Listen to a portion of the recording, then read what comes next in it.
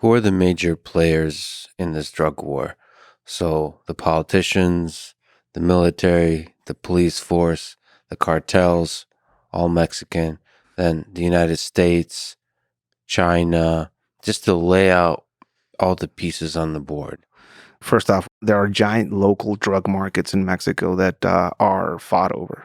Just local drug markets that are huge in scope. So no exporting to other locations. Just to start, yeah. Yeah. So a big problem in Mexico is basically those local drug markets, and an example of that, and one I have a lot of experience with, is the one in Tijuana, which not only feeds the local populace but also feeds the populace from San Diego that crosses down into Tijuana and buys their product there.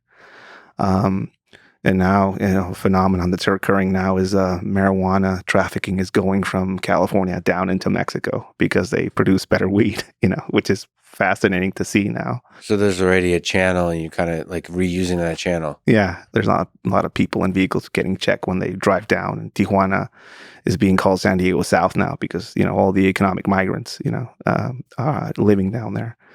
90% of all houses in Tijuana, new houses, are being bought up by Americans. So that'll tell you something about the impact and change that's going on down there.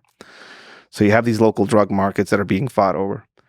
You also have these drug routes that go through Mexico, up into Mexico, around Mexico, through the ocean, under the wall, drug tunnels, over the wall, and on backpacks, on migrants that go up into the United States.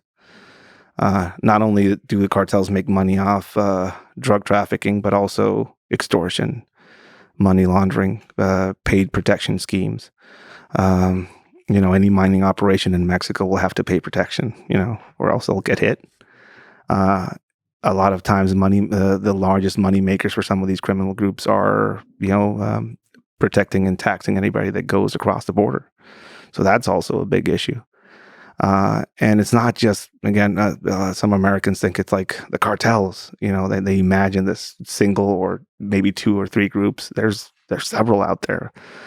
I don't have a current estimate, but last time I checked, it was somewhere in the vicinity of 50 to 70 different groups, some small that just dedicate themselves to a single little town somewhere. There are armed groups that are basically in control of that area, to some bigger federations like the Sinaloa cartel, which is probably currently the largest and most powerful one in Mexico, and the New Generation cartel, which is growing exponentially right now. So these criminal groups are players in that conflict. Then another player that doesn't get talked about is politicians. There's an ongoing discussion that has been going on, I think, since Trump was elected, about cartels being terrorist organizations or not, or if they fit that description. Well, we are living through multiple assassinations on political candidates down in Mexico right now, and most of those assassinations are motivated by one side sponsoring one candidate and the other side sponsoring the other. What I mean by sides, I mean cartel groups. So they have elected officials that are on the take. And we have, many governors who are under investigation, on the run, or in prison right now, state governors. So politics is involved in it. That's a big player as well. That doesn't, when you think about the cartel problems, you don't think, most people don't think about that aspect of it. So to have integrity as a politician in Mexico means you have no protection and under constant threat of assassination. We just seen the arrest and prosecution of the head of all counter-cartel operations when I was active, in the form of Garcia Luna, who was he was the guy, Felipe Calderon, who kicked off the drug war. That was his guy. Turns out he was on the take at that level. Is there like a spectrum of how on the take you can be? Are there ethical lines that you can cross? Some of it is money, and then is it possible to operate in a gray area that does not result in destructive ethical violations? Deep ethical violations. I have no idea. I don't think there is, realistically. I mean, anything that kind of supports some of these groups, you're supporting things of a horrible nature. I just posted recently on my Instagram account of a lady that was in Guanajuato. She's one of 7 recently assassinated women that are looking for their kids, basically. There's a bunch of groups and organizations out there in Mexico, and some in Tijuana that I've actually walked with, who are taking control of trying to find the bodies of their kids. That's her up there.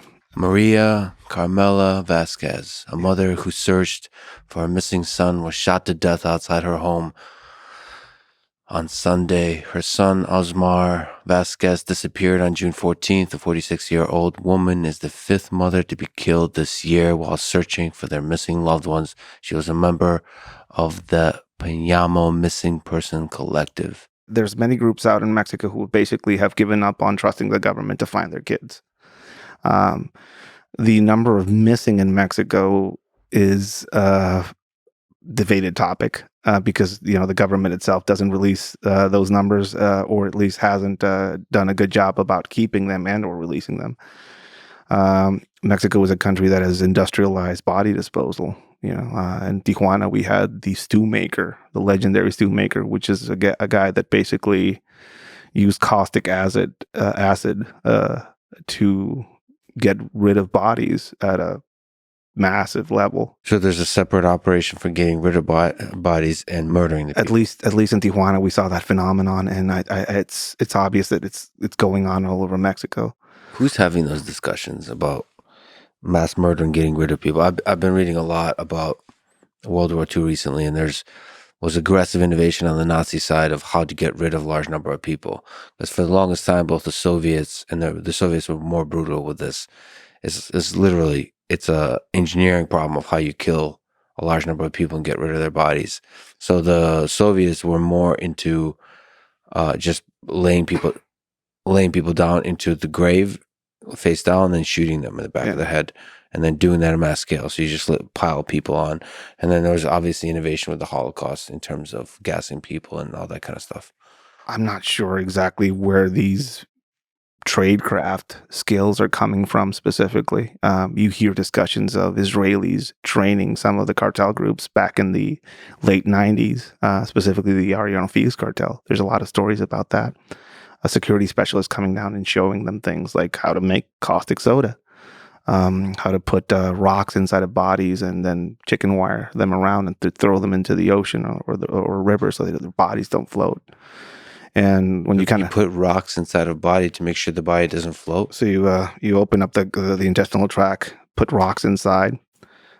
You cut where tattoos are, or you take off hands and faces and throw them somewhere else, and you wrap them in chicken wire. So make it not identifiable. Yeah, and throw them into a body of water. And this is a horrible thing, but it's actually a craft. It's a trade craft. It's trade craft, and there's a link to the U.S. as far as some of that trade craft. You have to remember that the United States had a thing called School of the Americas and the CIA, and they showed things, and a lot of that stuff is out there in the hands of people that are of that generation. So there's a manual. There's a manual somewhere. On, like with chapters, and it's like how to get rid of the body. There's manuals out there. Under time constraints, or how identifiable can the body be afterwards? What are geographical constraints? All that kind of stuff. I think that was common back in the early 2000s and maybe the late 90s when some of these things were going on.